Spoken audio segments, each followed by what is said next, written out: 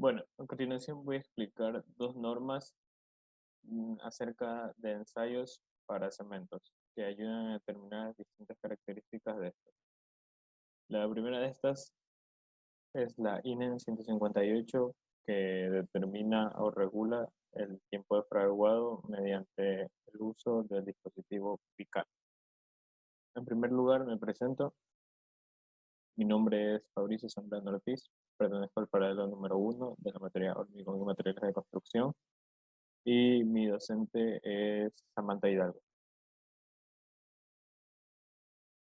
¿Qué establece la norma 158? Establece un método para determinar el tiempo de fragado de cementos hidráulicos por medio de la aguja denominada Biscat.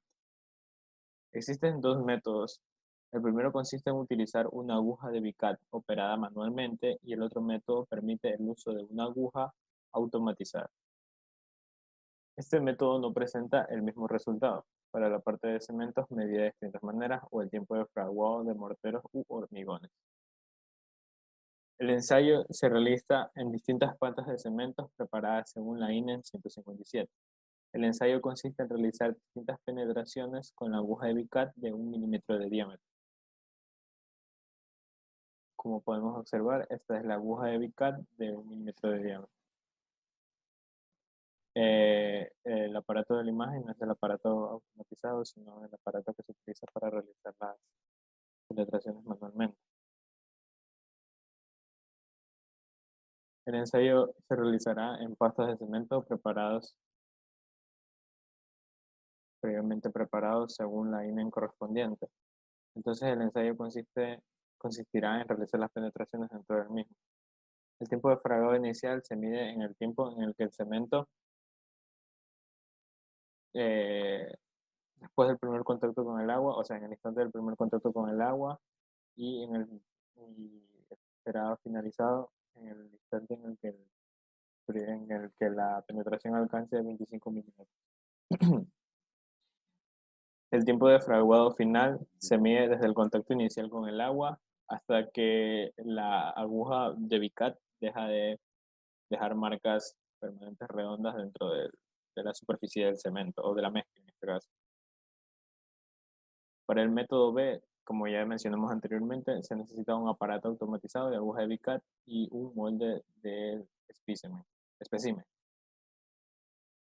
El equipo utilizado para esta experimentación no es más que, pues obviamente el aparato de Bicat, una varilla usada para medir la penetración, balanzas, pesas para masas para pesar, vasos de vidrio graduados, plato plano no absorbente, una espátula, un plano, un anillo cónico, una mezcladora, un tazón y una paleta. La realización de este ensayo obviamente debe cumplir con ciertos acondicionamientos, como lo son la regulación de la temperatura de los equipos, del agua y del ambiente como tal, asimismo como el, el cuarto de curado, en donde éstas se depositarán posteriormente. Para realizar el cálculo del, para realizar el cálculo del tiempo inicial del fraguado, se debe utilizar la fórmula mostrada a continuación, lo cual las variables representan lo siguiente. La E representa el tiempo en minutos de la última penetración mayor que 25 milímetros. La H, el tiempo en minutos de la primera penetración menor que 25 milímetros. Y en tanto que la C representa la lectura de penetración E y la D representa la lectura de penetración H. El cálculo de tiempo final de Vicat, como antes mencionado, se calcula mediante la terminación del intervalo de tiempo entre el primer contacto de agua y en el momento en el que la aguja deja de realizar marcas permanentes dentro de la superficie de la mezcla. El procedimiento para la realización del experimento de la forma A, es decir, con una aguja de Vicat manual, es básicamente elaborar una bola a partir de la mezcla que es colocada y aplanada en el anillo cónico para que luego se pase a dejar reposar en la cámara de curado por 30 minutos. Para así comenzar con las distintas mediciones para estimar los valores de fraguado inicial de BICAT y de fraguado final de BICAT. Cabe recalcar que estas mediciones se realizan en intervalos de 10 minutos. Los métodos de precaución más importantes que se deben tener en cuenta en esta experimentación son la eliminación de vibraciones durante todo el proceso y y la limpieza de la aguja en todo momento, ya que si ésta se encuentra eh, sucia puede causar una menor penetración o mayor penetración dependiendo del lugar en donde ésta se encuentre sucia. Bueno, la experimentación B, la cual consiste en utilizar un aparato de BICAT automatizado, se basa en básicamente lo mismo que la experimentación inicial. En vez de eso, esta se perfecciona en la uniformidad y nivelación de las pastas en el borde del molde del borde del molde. Para obtener los tiempos de fraguado únicamente se debe calibrar el aparato según las instrucciones del fabricante para que se realicen mediciones con una frecuencia no menor que cada 10 minutos. A diferencia de la anterior experimentación, esta experimentación se debe regir a distintas especificaciones de calificación. Eh, para que el cemento sea aceptado o rechazado, la máquina de BICAT tiene que pasar por distintos ensayos realizados para obtener estas calificaciones. Bueno, a continuación vamos a pasar a la siguiente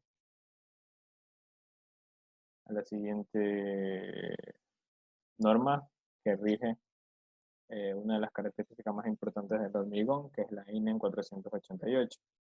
La misma determina la resistencia a las compresiones de hormigones, morteros y cemento hidráulico. ¿Qué establece? La INEN 488 establece un método para calcular la resistencia a la compresión de morteros utilizando cubos de 50 milímetros.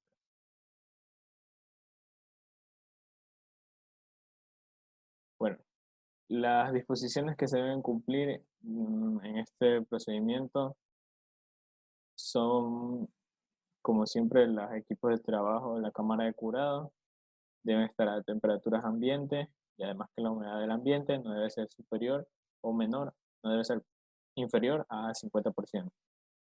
El equipo necesario para la elaboración de este ensayo consiste en masas y balanzas, probetas graduadas, moldes para especímenes mezcladores, tazones, paletas, mesa de mezclado, un molde, pisones, espátulas y, por supuesto, un cuarto de cámara de curado o cámara de curado, además de una máquina de ensayo que cumple con diversas especificaciones de uso. Previamente, para determinar la resistencia a la compresión, se debe preparar los especímenes mediante moldes a través de distintos recursos como lubricantes, parafinas y sellantes, además a altas temperaturas para que estos sean calentados. Además, se requiere de una previa preparación de las muestras.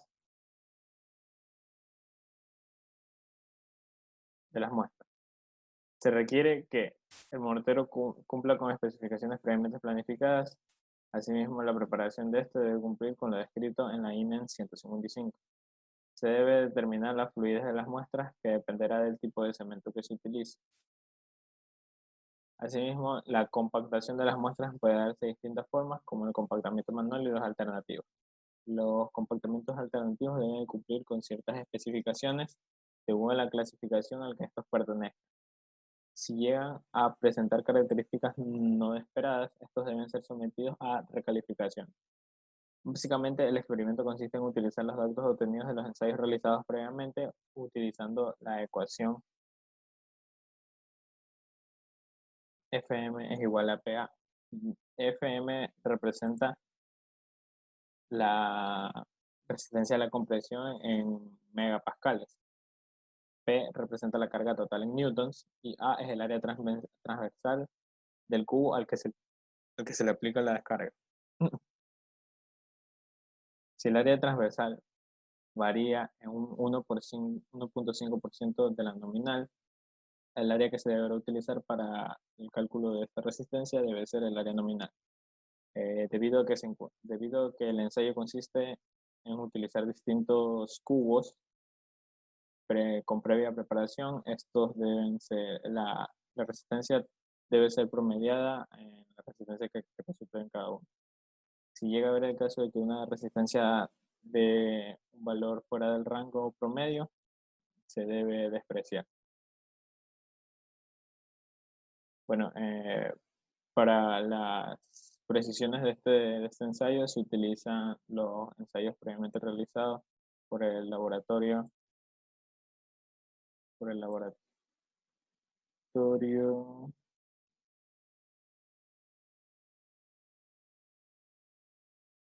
por el lab, no, están basados o sea, la precisión de este ensayo está basada en el programa de muestras del Cement and Concrete Reference Laboratory, ¿no? Desarrollada a partir de datos donde un resultado de ensayo es el promedio de ensayos de resistencia a la compresión de 3 cubos moldeados de una sola masa de mortero y ensayados a la misma edad. Asimismo, no existe una desviación de esta experimentación debido a que el valor de la resistencia a la compresión está definido en términos del método utilizado para la compresión. Muchas gracias.